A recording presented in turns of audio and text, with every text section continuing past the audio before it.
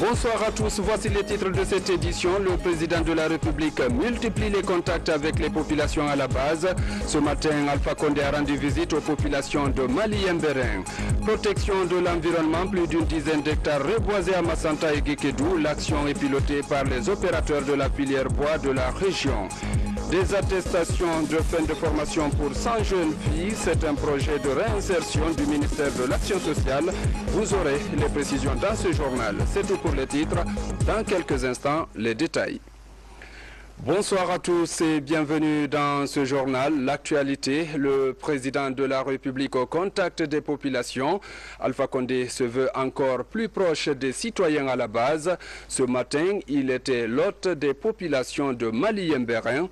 Le chef de l'État était accueilli dans la joie et l'allégresse dans la localité. Le récit avec Ibrahima Keita.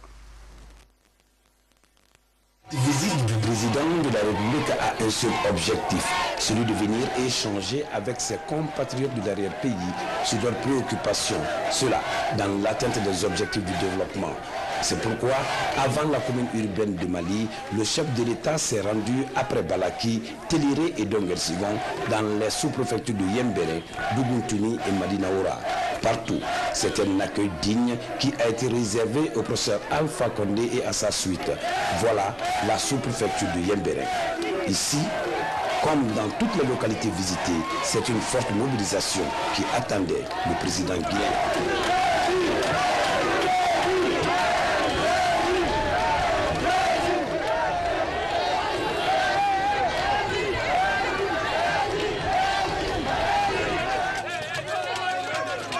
Et malgré la pluie surprise, les populations sont restées sur place pour suivre le message du chef de l'État. Un message axé essentiellement sur la cohésion, la lutte contre l'ethnocentrisme, qui sont des passages obligés pour la réussite de toute politique de développement. Et le président de la République n'a pas hésité à s'adresser à ses compatriotes sous la pluie. Un message de développement dans tous les domaines et de soutien aux jeunes et aux femmes des localités visitées dans la préfecture de Mali, dont celle de Yembérin, était à l'ordre du jour. Nous avons commencé à organiser le microcrédit pour les femmes. Je suis venu avec le directeur d'Afriland Bank qui est actuellement à Mali. C'est pour aider les femmes à s'organiser en coopérative, en groupement, afin qu'on puisse les assister. Alors pour encourager les femmes, nous allons leur donner déjà 20 millions de francs guinéens pour leur caisse. Après Yembérin, nous sommes ici dans la sous-préfecture du Dougountouni où les populations attendaient pour la première fois la visite d'un président de la République sur leur sol.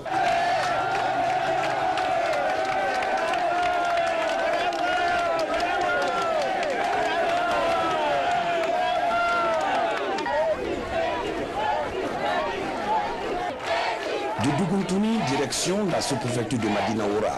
Ici comme ailleurs, c'est une ambiance de fête et de reconnaissance à l'endroit du chef de l'État qui est le premier à se rendre ici depuis l'indépendance de la Guinée en 1958. D'où cette joie des populations.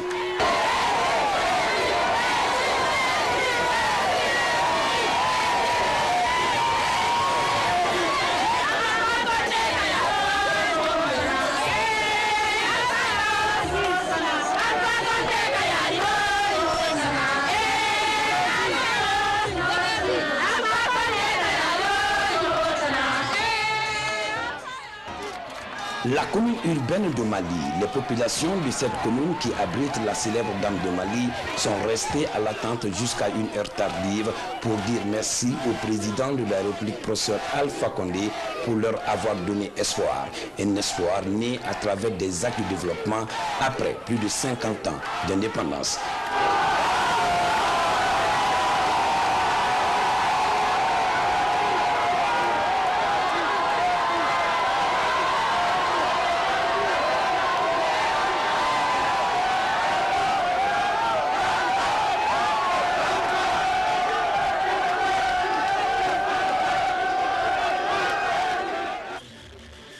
Cette forte mobilisation, selon le porte-parole des citoyens de Mali, est la preuve de l'engagement des populations à accompagner le professeur Alpha Condé dans son ambitieux programme de faire de la Guinée un pays exemple en Afrique de l'Ouest.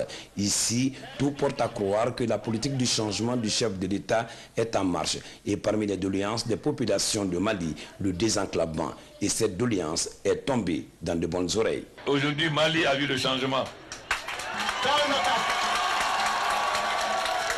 Les mensonges ne peuvent plus passer à Mali. Et ensemble, nous allons changer ce pays. Mali mérite mieux. Mais pour cela, il faut désenclaver Mali. La ville de Mali n'a jamais connu le goudron en 50 ans, mais elle va connaître le goudron s'il prête à Dieu. Nous allons aussi améliorer la route Labé, Mali, à la frontière du Sénégal, afin que le Mali soit désenclavé. Le président de la République, professeur Alpha Condé, et sa suite ont pris la direction de la préfecture de l'Abbé pour aller à la rencontre des populations de cette autre ville historique.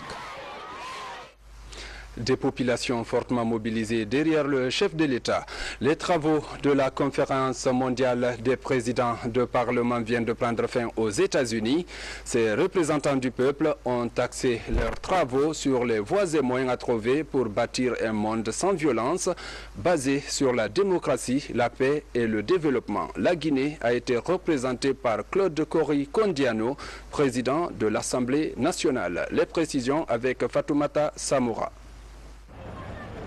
Fini le sommet de la communauté parlementaire mondiale ici à New York. Plus de 170 présidents et vice-présidents de parlement ont réfléchi à comment construire un monde comme le souhaite le peuple. Ils conviennent tous que pour y parvenir, il faut lever les menaces qui pèsent sur la démocratie, la paix et le développement. C'était vraiment une satisfaction pour l'Union interparlementaire que d'obtenir cette participation de presque tous les parlements du monde, à leur tête les différents présidents, une contribution au niveau des débats et aussi une déclaration qui prend en compte les trois axes même du thème principal de la conférence, c'est-à-dire la paix, la démocratie et le développement durable. Cette conférence mondiale de 3 jours a permis de déceler les défaillances de la diplomatie parlementaire. D'où l'engagement des dirigeants de parlement à œuvrer pour rendre les institutions parlementaires plus représentatives, responsables et transparentes. En tant que représentants du peuple, nous devons avoir toujours à l'esprit que le travail doit se faire dans l'intérêt du peuple. Et cela demande qu'il y ait au sein de l'Assemblée guinéenne le consensus dans le débat autour de ces objectifs que nous voulons atteindre. Les parlementaires imaginent ainsi un monde meilleur où la justice sociale, la paix et le développement durable seront au rendez-vous. Pour cela, un engagement de type nouveau s'avère indispensable. Emploi, la situation des fonctionnaires engagés et non pris en charge va bientôt trouver solution. Une entente entre ces fonctionnaires et le département vient d'être trouvée. Dans les jours à venir, ces dossiers vont être examinés avec plus de transparence. Compte rendu Amadou Touré. Après plusieurs protestations de rue, le collectif des 2000 fonctionnaires engagés non salariés opte pour la méthode pacifique. Confiant de l'assurance et du soutien des autorités administratives, le collectif se dit prêt à repartir sur des bases rationnelles. Avant, on ne se comprenait pas.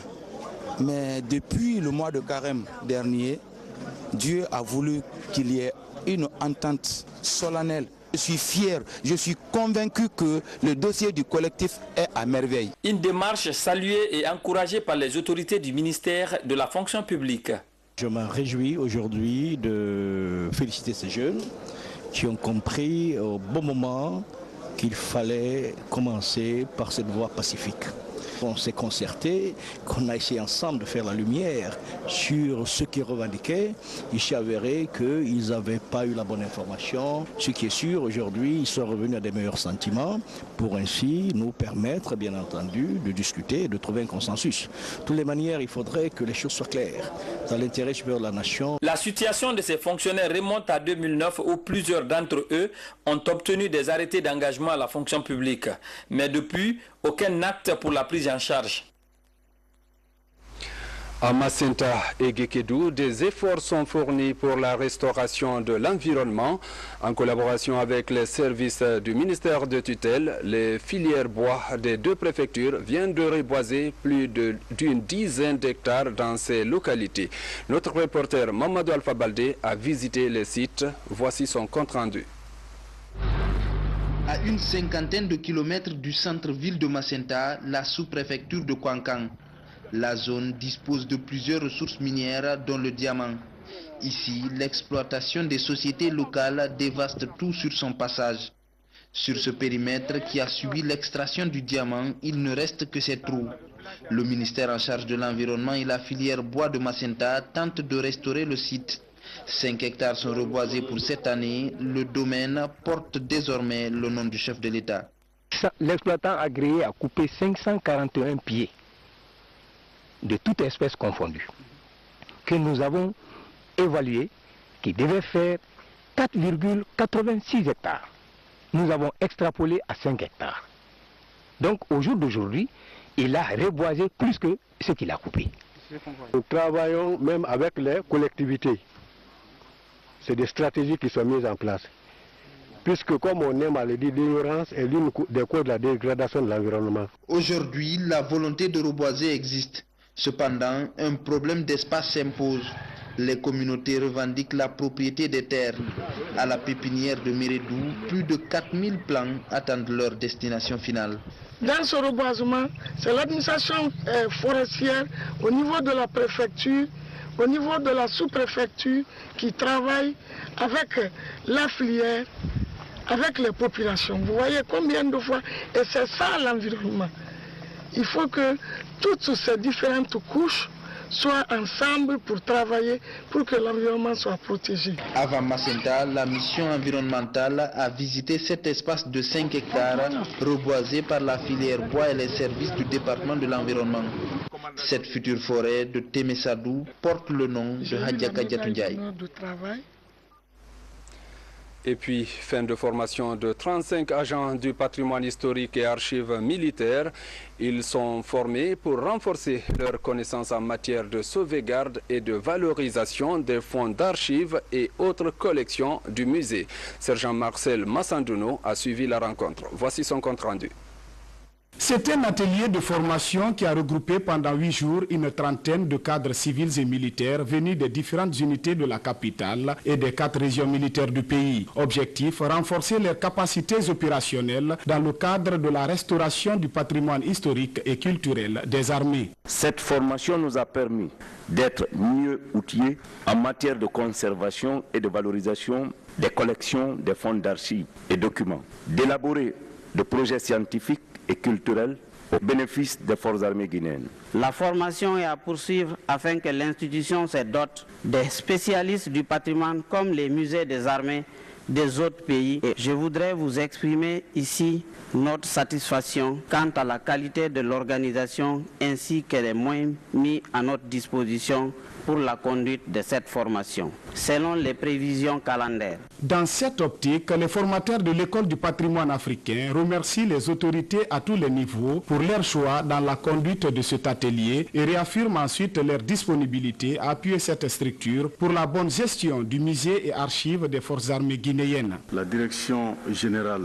du patrimoine historique, des archives et du musée du ministère délégué à la Défense nationale est une institution publique qui relève donc, dans ce côté archives, de notre politique nationale en matière d'archives. Nos relations sont plutôt institutionnelles. Nous intervenons à la demande du directeur général pour former, donc nous sommes censés contribuer à la formation initiale des personnels de ces 2 ministères. Réjoui de la qualité de la formation du personnel, le directeur de cabinet au nom du ministre délégué à la Défense nationale a aussi remercié ces experts qui ont bien voulu gratifier leur disponibilité pour assurer cette formation. Restons avec les hommes en uniforme. Le chef d'état-major général des armées continue sa mission de sensibilisation des troupes dans les unités de la capitale. Objectif, expliquer le code de conduite militaire pendant les élections. Cette démarche qui s'inscrit également dans sa prise de contact périodique avec la troupe vise à promouvoir la quiétude sociale dans notre pays. Reportage commandant Mohamed Kassi. Poursuivant sa tournée de sensibilisation dans les unités de la capitale, le chef d'état-major général des armées a été successivement reçu à la base principale aérienne de Conakry et au bataillon du génie militaire. Dans la même logique, l'inspecteur général adjoint des forces armées a tout d'abord expliqué à la troupe qu'en toutes circonstances, le code de conduite constitue un guide pour le militaire. Nous, les militaires, nous constituons une entité à part. Nous sommes des citoyens, mais des citoyens spéciaux. Nous sommes républicains. Quant au général de corps d'armée Namouri Traoré, il a prodigué d'utiles conseils aux soldats en prélude à l'élection présidentielle du 11 octobre prochain. Premier chapitre, le devoir des forces de défense envers l'État. Deuxième chapitre, le rapport entre les forces de défense et les forces de sécurité. Troisième chapitre, les relations entre les forces de défense et les populations civiles. Et le quatrième chapitre, les forces de défense et les droits humains. Et dans son article 3, toujours le premier chapitre, c'est clairement défini. Il est formellement interdit aux militaires d'adhérer à des groupements ou associations à caractère politique, ethnique et régionaliste. Le chef d'état-major général des armées a félicité et encouragé les militaires pour avoir adhéré et soutenu la réforme du secteur de sécurité selon la volonté politique du président de la République et de son gouvernement. Justement, notre pays s'achemine vers les élections et tout le monde souhaite qu'elles se déroulent sans violence. C'est dans ce cadre qu'en Guinée, les religieux s'activent aussi dans des prières et invocations pour que la quiétude sociale soit une réalité. Une initiative qui trouve d'ailleurs du soutien au niveau du gouvernement. Le Premier ministre est allé à leur rencontre. Thierno Ousmane Diallo. Le Premier ministre, chef du gouvernement, sollicite une implication plus accrue des leaders religieux pour une élection apaisée. Ici à la mosquée de Dabondi 2, l'appel est entendu. Les imams se mobilisent à nouveau sous la houlette d'une organisation locale et lisent le Saint-Coran pour implorer la grâce divine afin que la Guinée demeure un havre de paix. Rien ne peut aller sans la paix. Et pour préserver cette paix, donc il faut implorer la grâce d'Allah. Donc raison pour laquelle, parce que nous sommes des musulmans, c'est notre manière. Donc on a impliqué tous nos sages. Même engagement à Kaloum où les fidèles musulmans attachent du prix à cette rencontre religieuse marquée par des prêches et de longues heures de lecture de livres saints pour que la Guinée traverse cette période électorale dans la paix. On a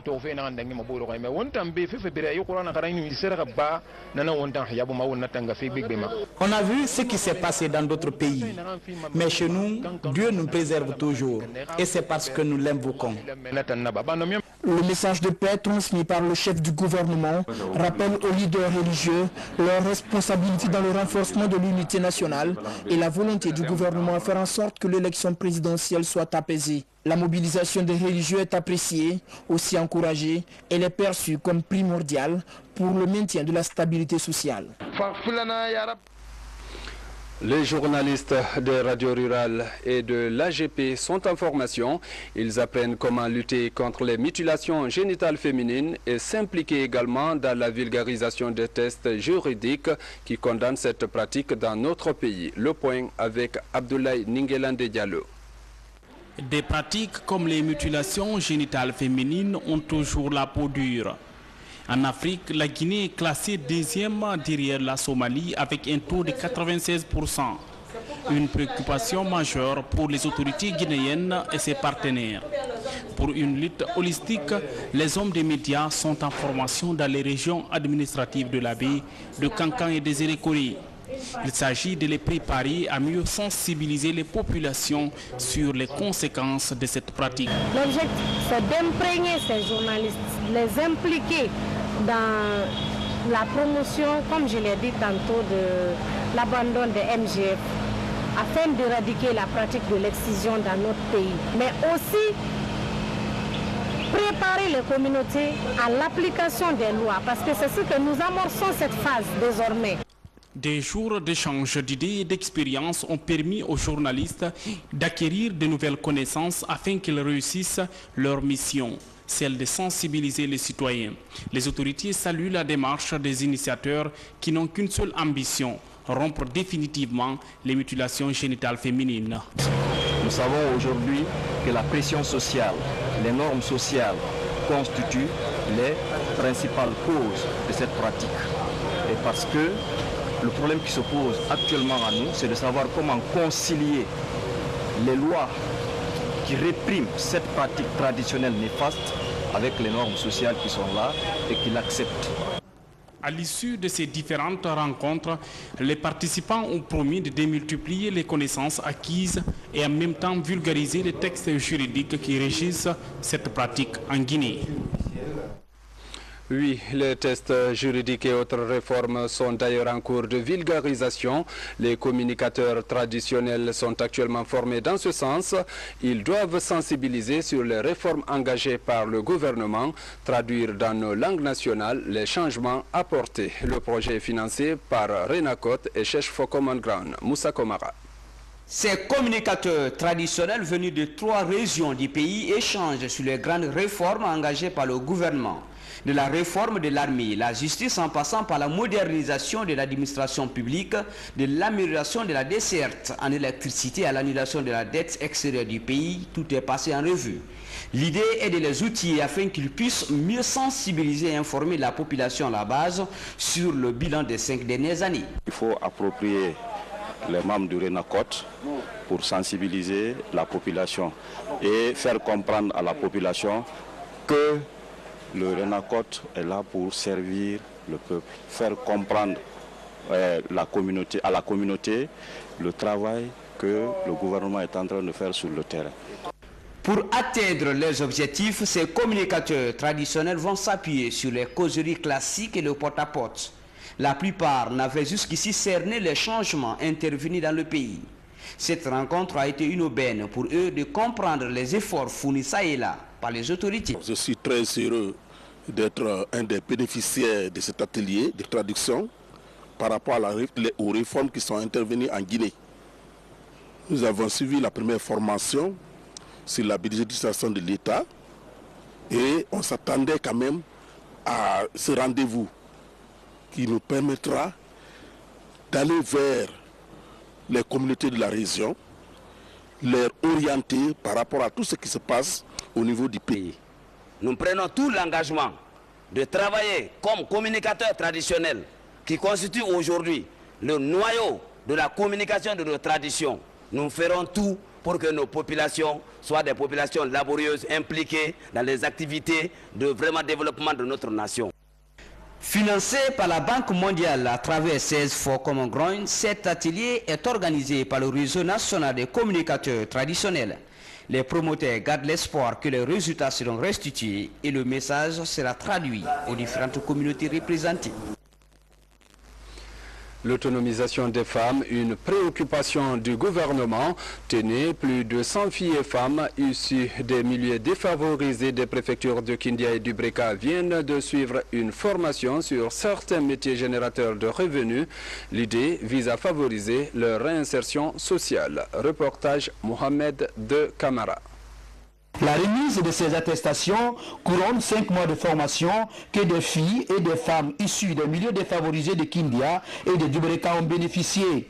Pour cette première phase, elles sont 100 à acquérir des connaissances en couture, en teinture, en transformation agroalimentaire, en art culinaire et en saponification. Cette initiative du ministère de l'Action sociale, de la promotion féminine et de l'enfance vise l'insertion socio-économique des jeunes filles à revenus faibles. Cette formation va me rapporter beaucoup de choses parce que déjà j'ai des projets qui sont en cours. Je veux mettre une coopérative en place. L'objectif poursuivi par cette formation était de contribuer dans un premier temps à l'insertion socio-économique des jeunes filles vivant dans la précarité en vue de leur faire acquérir des notions de base dans les métiers porteurs de revenus. L'apprentissage de ces métiers générateurs de revenus permettra aux bénéficiaires de favoriser leur autonomisation économique et sociale, toute chose à laquelle le gouvernement et ses partenaires accordent du crédit. À travers cette activité, nous avons voulu faire en sorte que ces jeunes filles qui viennent des milieux les plus défavorisés puissent bénéficier d'un appui à travers ce financement que nous avons pu apporter pour qu'elles puissent être des agents de développement. Malgré la situation économique et financière difficile, mais nous allons continuer l'effort d'accompagner ce département pour aider nos filles et nos jeunes à se prendre en charge. Ce programme pilote du ministère de l'Action sociale, financé par l'UNFPA, vise la formation de 300 jeunes filles issues des milieux défavorisés des préfectures de Kindia et de Dubreka. Le concours national en plaidoirie en droit international humanitaire s'est refermé ce samedi à la cour d'appel de Conakry. Il a regroupé 8 universités du pays. C'est l'université générale Lansana Conté de Sonfonia qui a remporté le concours. La rencontre a été présidée par le ministre de la Justice et des Gardes des Sceaux, Habib Thiam. Au jury, 2 finalistes, l'université générale Lansana Conté de Sonfonia et l'université Nongo Conakry. L'une est constituée en partie civile et l'autre assure la défense dans un conflit armé imaginaire. L'accusation enfonce le clou, s'ensuit la réplique dans un procès dont le principal suspect est Dieudonné, l'ancien président de la République supposée de Tegueland. Après avoir entendu les 2 camps, le jury se retire, puis c'est le verdict. Le jury a estimé pour des critères fixés que c'est l'équipe de Sonfonia. Je pense que l'autre équipe pourra se rattraper vraisemblablement l'année prochaine. Merci. L'université générale Lansana Conté de Sonfonia arrache le trophée pour la 2e fois consécutive. Sa principale rivale tente de minimiser l'échec. Je me sens déçu, mais c'est la règle du jeu, il faut un gagnant et un perdant. Nous sommes les tenants en titre. Donc il fallait prouver réellement que le titre qui nous a été conféré l'année passée n'a pas été conféré sur la base de quelque chose de trucage, mais plutôt sur la base du mérite. Et cette année, le jury a également délibéré en notre faveur. Donc ce n'est qu'un sentiment de satisfaction, un sentiment de joie. Un concours interuniversitaire annuel organisé par la délégation régionale du CICR. Il est axé sur les principes du droit international humanitaire. Le CICR, depuis de nombreuses années, organise une fois par an ce concours de plaidoirie avec les universités guinéennes. Je dois dire que c'est un exercice toujours extrêmement intéressant, surtout pour le CICR qui est, comme vous le savez, le garant du respect et de l'application des règles de droit international humanitaire. Ce concours a mis en exergue les défaillances de notre système de formation en droit. Les enfants ne maîtrisent pas le français, ils ne maîtrisent pas les techniques juridiques comme par exemple la technique du commentaire. En novembre prochain, les nouveaux lauréats représenteront la Guinée au Niger pour une compétition régionale. Elle va regrouper une dizaine de pays francophones d'Afrique de l'Ouest et centrale. Culture à présent, le milieu de la production enregistre l'arrivée d'une nouvelle structure. Piche Star Production, c'est le nom de la maison qui projette déjà de hisser la culture guinéenne sur la chaîne internationale. La présentation de la structure avec Sa Amara Tolno. La promotion de la culture guinéenne est un devoir qui interpelle tous les citoyens. Cette nouvelle maison de production située au quartier Kipé est l'œuvre d'un fils ressortissant guinéen au Canada en partenariat avec le studio Diplomate Recording. Hisser la culture guinéenne sur la scène internationale et faire découvrir les jeunes talents cachés est l'ambition de ce fils du pays qui vient apporter sa pierre à l'émancipation de la culture guinéenne. On veut innover dans la musique, donc on apporte des équipements qui peuvent nous aider à innover dans la musique. Et ce qu'on fait aussi, c'est que les équipements qu'on met en place, c'est vraiment pour bien ressortir la qualité artistique de l'artiste. Et on essaie aussi de créer une structure où tout est complète au sein du label, tant cinématographique, tant au niveau du son que l'artiste nous produit. Face à la presse, les responsables de P-Star Productions expliquent les opportunités de ces projets pour les artistes. Cependant, son accès requiert un texte. Déjà à l'ouverture, 2 jeunes artistes bénéficient d'un contrat de production de 2 ans avec la nouvelle maison. Je suis très ému, ça me touche vraiment, c'est ce que j'ai toujours rêvé de faire, c'est ce que j'ai toujours envie de faire, donc je sens que je suis... Réforme de l'armée, la justice en passant par la modernisation de l'administration publique, de l'amélioration de la desserte en électricité à l'annulation de la dette extérieure du pays, tout est passé en revue.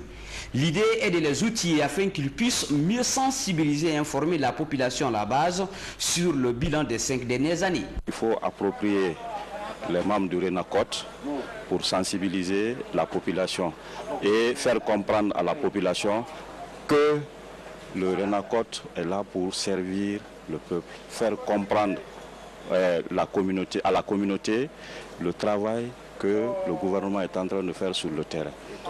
Pour atteindre leurs objectifs, ces communicateurs traditionnels vont s'appuyer sur les causeries classiques et le porte-à-porte. La plupart n'avaient jusqu'ici cerné les changements intervenus dans le pays. Cette rencontre a été une aubaine pour eux de comprendre les efforts fournis ça et là par les autorités. Je suis très heureux d'être un des bénéficiaires de cet atelier de traduction par rapport aux réformes qui sont intervenues en Guinée. Nous avons suivi la première formation sur la budgétisation de l'État et on s'attendait quand même à ce rendez-vous qui nous permettra d'aller vers les communautés de la région, les orienter par rapport à tout ce qui se passe au niveau du pays. Nous prenons tout l'engagement de travailler comme communicateurs traditionnels qui constituent aujourd'hui le noyau de la communication de nos traditions. Nous ferons tout pour que nos populations soient des populations laborieuses, impliquées dans les activités de vraiment développement de notre nation. Financé par la Banque mondiale à travers 16 for Common Ground, cet atelier est organisé par le réseau national des communicateurs traditionnels. Les promoteurs gardent l'espoir que les résultats seront restitués et le message sera traduit aux différentes communautés représentées. L'autonomisation des femmes, une préoccupation du gouvernement. Tenez, plus de 100 filles et femmes issues des milieux défavorisés des préfectures de Kindia et du Breka viennent de suivre une formation sur certains métiers générateurs de revenus. L'idée vise à favoriser leur réinsertion sociale. Reportage Mohamed de Camara. La remise de ces attestations couronne 5 mois de formation que des filles et des femmes issues des milieux défavorisés de Kindia et de Dubreka ont bénéficié. Pour cette première phase, elles sont 100 à acquérir des connaissances en couture, en teinture, en transformation agroalimentaire, en art culinaire et en saponification. Cette initiative du ministère de l'Action sociale, de la promotion féminine et de l'enfance vise l'insertion socio-économique des jeunes filles à revenus faibles. Cette formation va me rapporter beaucoup de choses parce que déjà j'ai des projets qui sont en cours. Je veux mettre une coopérative en place. L'objectif poursuivi par cette formation était de contribuer dans un premier temps à l'insertion socio-économique des jeunes filles vivant dans la précarité en vue de leur faire acquérir des notions de base dans les métiers porteurs de revenus. L'apprentissage de ces métiers générateurs de revenus permettra aux bénéficiaires de favoriser leur autonomisation économique et sociale, toute chose à laquelle le gouvernement et ses partenaires accordent du crédit. À travers cette activité, nous avons voulu faire en sorte que ces jeunes filles qui viennent des milieux les plus défavorisés puissent bénéficier d'un appui à travers ce financement que nous avons pu apporter pour qu'elles puissent être des agents de développement. Malgré la situation économique et financière difficile, mais nous allons continuer l'effort d'accompagner ce département pour aider nos filles et nos jeunes à se prendre en charge.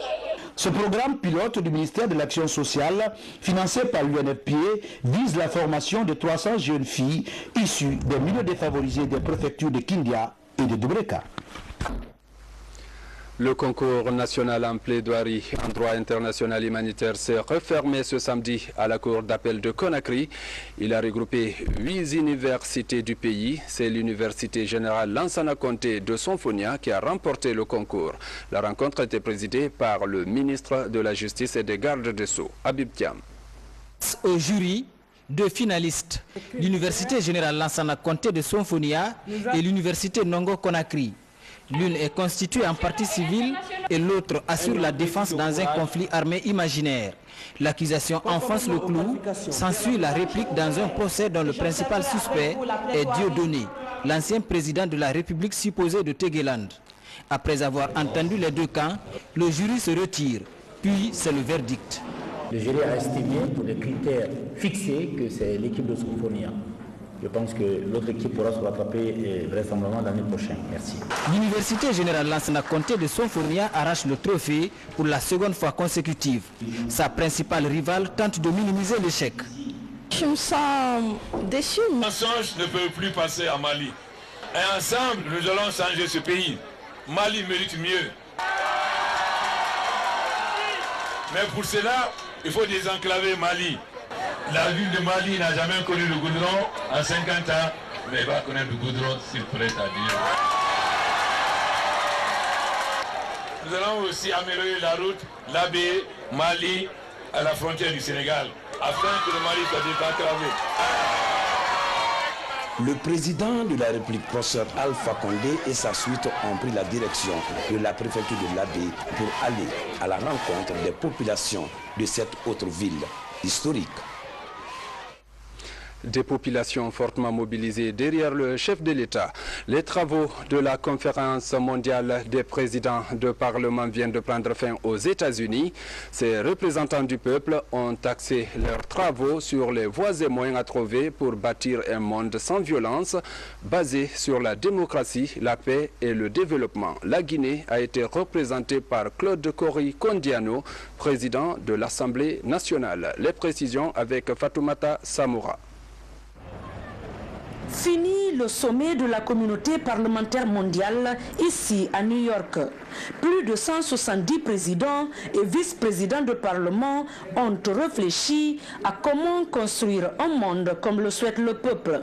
Ils conviennent tous que pour y parvenir, il faut lever les menaces qui pèsent sur la démocratie, la paix et le développement. C'était vraiment une satisfaction pour l'Union interparlementaire que d'obtenir cette participation de presque tous les parlements du monde, à leur tête les différents présidents, une contribution au niveau des débats et aussi une déclaration qui prend en compte les trois axes même du thème principal de la conférence, c'est-à-dire la paix, la démocratie et le développement durable. Cette conférence mondiale de 3 jours a permis de déceler les défaillances de la diplomatie parlementaire.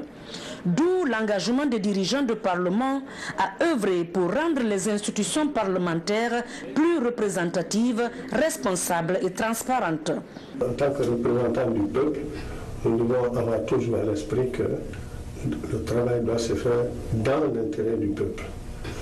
Et cela demande qu'il y ait au sein de l'Assemblée guinéenne le consensus dans le débat autour de ces objectifs que nous voulons atteindre. Les parlementaires imaginent ainsi un monde meilleur où la justice sociale, la paix et le développement durable seront au rendez-vous. Pour cela, un engagement de type nouveau s'avère indispensable. Emploi, la situation des fonctionnaires engagés et non pris en charge va bientôt trouver solution. Une entente entre ces fonctionnaires et le département vient d'être trouvée. Dans les jours à venir, ces dossiers vont être examinés avec plus de transparence. Compte rendu Amadou Touré.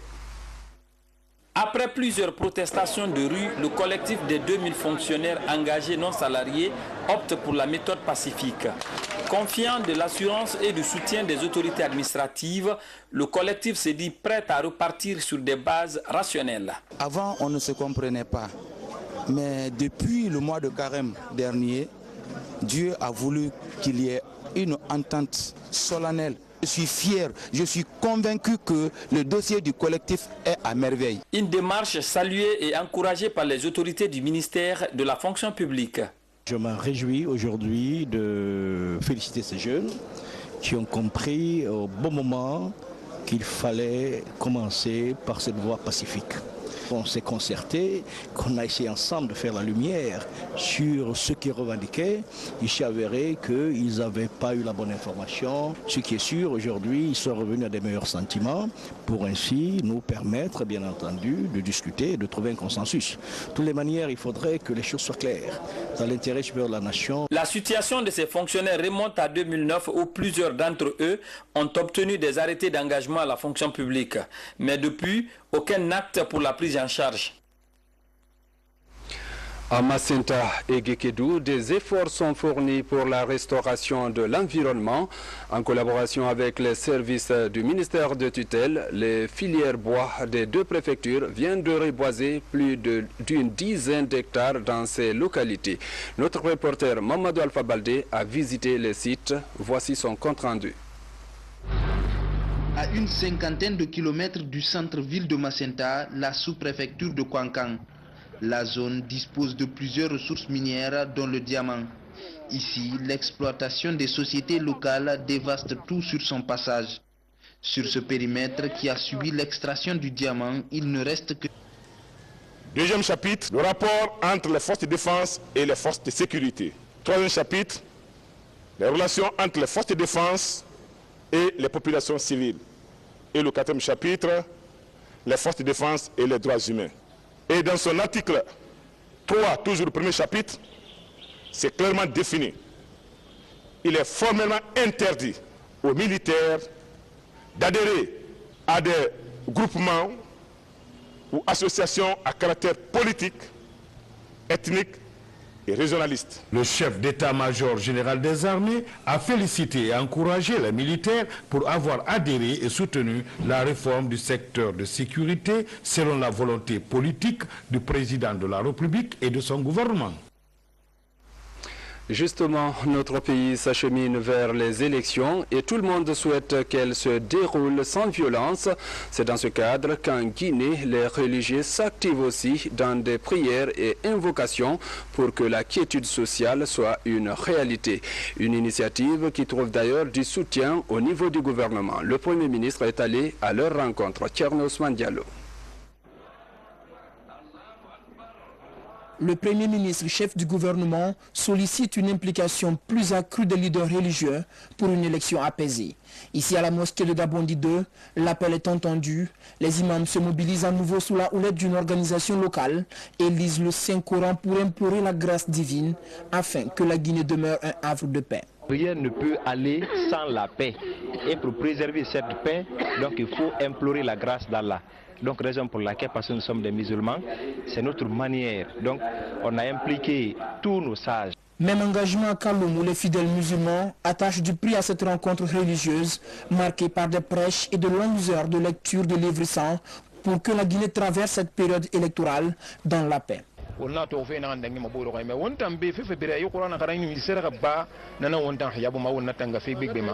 vu ce qui s'est passé dans d'autres pays, mais chez nous, Dieu nous préserve toujours, et c'est parce que nous l'invoquons.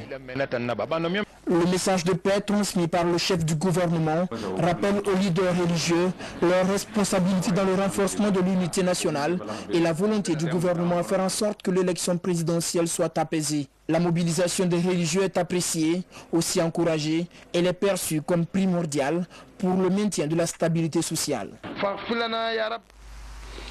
Les journalistes de Radio Rurale et de l'AGP sont en formation. Ils apprennent comment lutter contre les mutilations génitales féminines et s'impliquer également dans la vulgarisation des tests juridiques qui condamnent cette pratique dans notre pays. Le point avec Abdoulaye Ningelande Diallo. Des pratiques comme les mutilations génitales féminines ont toujours la peau dure. En Afrique, la Guinée est classée deuxième derrière la Somalie avec un taux de 96%. Une préoccupation majeure pour les autorités guinéennes et ses partenaires. Pour une lutte holistique, les hommes des médias sont en formation dans les régions administratives de la baie, de Kankan et des Érékolés. Il s'agit de les préparer à mieux sensibiliser les populations sur les conséquences de cette pratique. L'objectif, c'est d'imprégner ces journalistes, les impliquer dans la promotion, comme je l'ai dit tantôt, de l'abandon des MGF, afin d'éradiquer la pratique de l'excision dans notre pays. Mais aussi préparer les communautés à l'application des lois, parce que c'est ce que nous amorçons cette phase désormais. Des jours d'échange d'idées et d'expériences ont permis aux journalistes d'acquérir de nouvelles connaissances afin qu'ils réussissent leur mission, celle de sensibiliser les citoyens. Les autorités saluent la démarche des initiateurs qui n'ont qu'une seule ambition, rompre définitivement les mutilations génitales féminines. Nous savons aujourd'hui que la pression sociale, les normes sociales constituent les principales causes de cette pratique. Et parce que le problème qui se pose actuellement à nous, c'est de savoir comment concilier les lois qui répriment cette pratique traditionnelle néfaste avec les normes sociales qui sont là et qui l'acceptent. À l'issue de ces différentes rencontres, les participants ont promis de démultiplier les connaissances acquises et en même temps vulgariser les textes juridiques qui régissent cette pratique en Guinée. Oui, les tests juridiques et autres réformes sont d'ailleurs en cours de vulgarisation. Les communicateurs traditionnels sont actuellement formés dans ce sens. Ils doivent sensibiliser sur les réformes engagées par le gouvernement, traduire dans nos langues nationales les changements apportés. Le projet est financé par Renacot et Cherche for Common Ground. Moussa Komara. Ces communicateurs traditionnels venus de 3 régions du pays échangent sur les grandes réformes engagées par le gouvernement. De la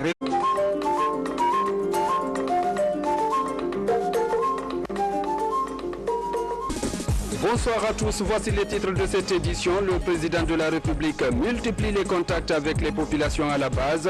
Ce matin, Alpha Condé a rendu visite aux populations de Mali-Mbérin. Protection de l'environnement, plus d'une dizaine d'hectares reboisés à Massanta et Guékédou. L'action est pilotée par les opérateurs de la filière bois de la région. Des attestations de fin de formation pour 100 jeunes filles, c'est un projet de réinsertion du ministère de l'Action sociale. Vous aurez les précisions dans ce journal. C'est tout pour les titres. Dans quelques instants, les détails. Bonsoir à tous et bienvenue dans ce journal. L'actualité, le président de la République au contact des populations. Alpha Condé se veut encore plus proche des citoyens à la base. Ce matin, il était l'hôte des populations de Mali-Mbérin. Le chef de l'État était accueilli dans la joie et l'allégresse dans la localité. Le récit avec Ibrahima Keita. La visite du président de la République a un seul objectif, celui de venir échanger avec ses compatriotes de l'arrière-pays sur leurs préoccupations, cela dans l'atteinte des objectifs du développement. C'est pourquoi, avant la commune urbaine de Mali, le chef de l'État s'est rendu après Balaki, Téliré et Dongersigon dans les sous-préfectures de Yembéré, Dougoutuni et Madinaoura. Partout, c'est un accueil digne qui a été réservé au professeur Alpha Condé et à sa suite. Voilà la sous-préfecture de Yembéré. Ici, comme dans toutes les localités visitées, c'est une forte mobilisation qui attendait le président guinéen.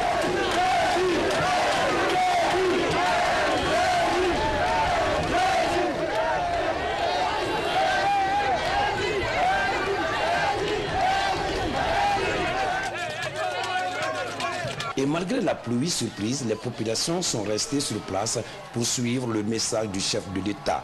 Un message axé essentiellement sur la cohésion, la lutte contre l'ethnocentrisme, qui sont des passages obligés pour la réussite de toute politique de développement. Et le président de la République n'a pas hésité à s'adresser à ses compatriotes sous la pluie. Un message de développement dans tous les domaines et de soutien aux jeunes et aux femmes des localités visitées dans la préfecture de Mali, dont celle de Yembéré, était à l'ordre du jour. Nous avons commencé à organiser le microcrédit pour les femmes. Je suis venu avec le directeur d'Afriland Bank qui est actuellement à Mali.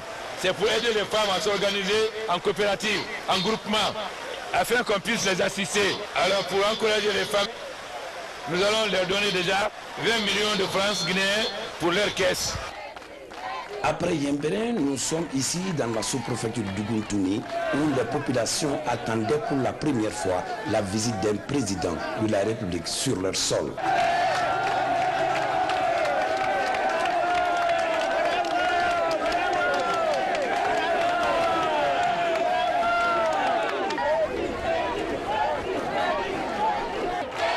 De Dougoutuni, direction la sous-préfecture de Madinaoura. Ici comme ailleurs, c'est une ambiance de fête et de reconnaissance à l'endroit du chef de l'État qui est le premier à se rendre ici depuis l'indépendance de la Guinée en 1958. D'où cette joie des populations.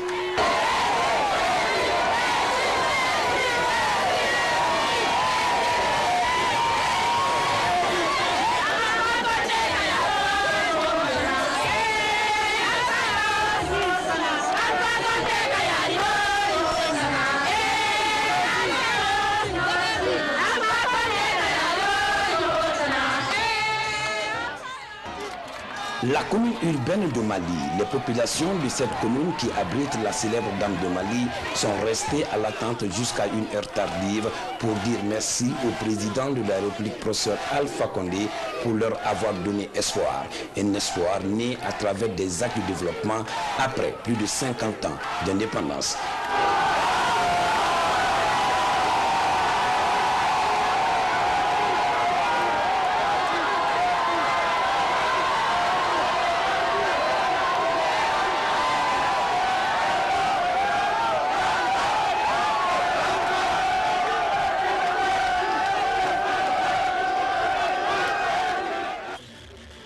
Cette forte mobilisation, selon le porte-parole des citoyens de Mali, est la preuve de l'engagement des populations à accompagner le professeur Alpha Condé dans son ambitieux programme de faire de la Guinée un pays exemple en Afrique de l'Ouest.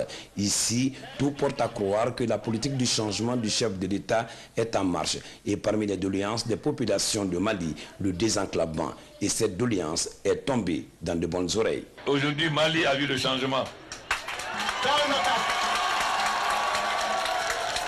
Ces trous. Le ministère en charge de l'environnement et la filière bois de Macenta tente de restaurer le site. 5 hectares sont reboisés pour cette année. Le domaine porte désormais le nom du chef de l'État. L'exploitant agréé a coupé 541 pieds de toutes espèces confondues, que nous avons évalué, qui devait faire 4,86 hectares. Nous avons extrapolé à 5 hectares. Donc au jour d'aujourd'hui, il a reboisé plus que ce qu'il a coupé. Nous travaillons même avec les collectivités. C'est des stratégies qui sont mises en place. Puisque comme on aime à le dire, l'ignorance est l'une des causes de la dégradation de l'environnement. Aujourd'hui, la volonté de reboiser existe. Cependant, un problème d'espace s'impose. Les communautés revendiquent la propriété des terres. À la pépinière de Mérédou, plus de 4000 plants attendent leur destination finale. Dans ce reboisement, c'est l'administration forestière au niveau de la préfecture, au niveau de la sous-préfecture qui travaille avec la filière, avec les populations. Vous voyez combien de fois, et c'est ça l'environnement. Il faut que toutes ces différentes couches soient ensemble pour travailler pour que l'environnement soit protégé. Avant Macenta, la mission environnementale a visité cet espace de 5 hectares reboisé par la filière bois et les services du département de l'environnement. Cette future forêt de Témessadou porte le nom de Hadiaka Diatoundiaï. Et puis, fin de formation de 35 agents du patrimoine historique et archives militaires. Ils sont formés pour renforcer leurs connaissances en matière de sauvegarde et de valorisation des fonds d'archives et autres collections du musée. Sergent Marcel Massandouno a suivi la rencontre. Voici son compte rendu. C'est un atelier de formation qui a regroupé pendant 8 jours une trentaine de cadres civils et militaires venus des différentes unités de la capitale et des 4 régions militaires du pays. Objectif, renforcer leurs capacités opérationnelles dans le cadre de la restauration du patrimoine historique et culturel des armées. Cette formation nous a permis d'être mieux outillés en matière de conservation et de valorisation des collections des fonds d'archives et documents, d'élaborer des projets scientifiques et culturels au bénéfice des forces armées guinéennes. La formation est à poursuivre afin que l'institution se dote des spécialistes du patrimoine comme les musées des armées des autres pays. Et je voudrais vous exprimer ici notre satisfaction quant à la qualité de l'organisation ainsi que les moyens mis à notre disposition pour la conduite de cette formation, selon les prévisions calendaires. Dans cette optique, les formateurs de l'école du patrimoine africain remercient les autorités à tous les niveaux pour leur choix dans la conduite de cet atelier et réaffirment ensuite leur disponibilité à appuyer cette structure pour la bonne gestion du musée et archives des forces armées guinéennes. La direction générale du patrimoine historique, des archives et du musée du ministère délégué à la Défense nationale est une institution publique qui relève donc, dans ce côté archives, de notre politique nationale en matière d'archives. Nos relations sont plutôt institutionnelles. Nous intervenons à la demande du directeur général pour former, donc nous sommes censés contribuer à la formation initiale des personnels de ces deux ministères. Réjoui de la qualité de la formation du personnel, le directeur de cabinet au nom du ministre délégué à la Défense nationale a aussi remercié ces experts qui ont bien voulu gratifier leur disponibilité pour assurer cette formation. Restons avec les hommes en uniforme. Le chef d'état-major général des armées continue sa mission de sensibilisation des troupes dans les unités de la capitale. Objectif, expliquer le code de conduite militaire pendant les élections. Cette démarche qui s'inscrit également dans sa prise de contact périodique avec la troupe vise à promouvoir la quiétude sociale dans notre pays. Reportage commandant Mohamed Kassi. Poursuivant sa tournée de sensibilisation dans les unités de la capitale, le chef d'état-major général des armées a été successivement reçu à la base principale aérienne de Conakry et au bataillon du génie militaire. Dans la même logique, l'inspecteur général adjoint des forces armées a tout d'abord expliqué à la troupe qu'en toutes circonstances, le code de conduite constitue un guide pour le militaire. Nous, les militaires, nous constituons une entité à part. Nous sommes des citoyens, mais des citoyens spéciaux. Nous sommes républicains. Quant au général de corps d'armée Namouri Traoré, il a prodigué d'utiles conseils aux soldats en prélude à l'élection présidentielle du 11 octobre prochain. Premier chapitre, le devoir des forces de défense envers l'État.